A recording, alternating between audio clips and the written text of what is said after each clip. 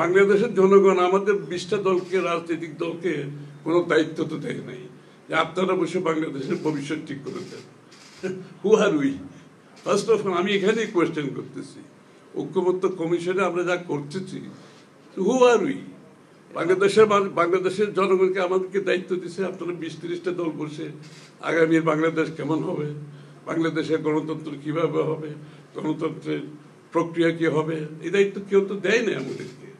এটি একটা হচ্ছে আমাদের মানে ডেমোক্রেসিতে হচ্ছে conversation, dialogue, interaction is a process, ওইটার মাধ্যমে এই কাজটা আমরা করতেছি।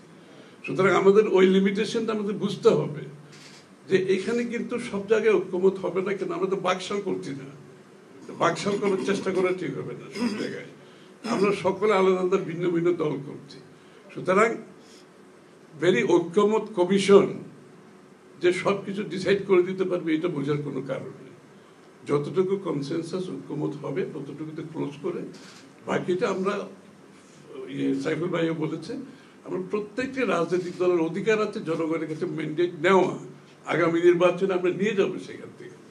এখন এখানে যেমন বিএনপির 31 দফায় সবকিছু আসেনি, আমাদের তো কোনো সমস্যা নেই, রুবেলের দলেরও সবকিছু এখানে আসে নাই, মান্না ভাইয়ের দলেরও আসে নাই, সাইফুল ভাইয়ের দলেরও আসে নাই, সমস্যা নেই, আসার কোনো কারণ নেই তো, কারণ প্রত্যেকের একটা নিজস্ব দর্শন, চিন্তা ভাবনা, আগামীর রূপরেখার চিন্তা আছে তো সবাই।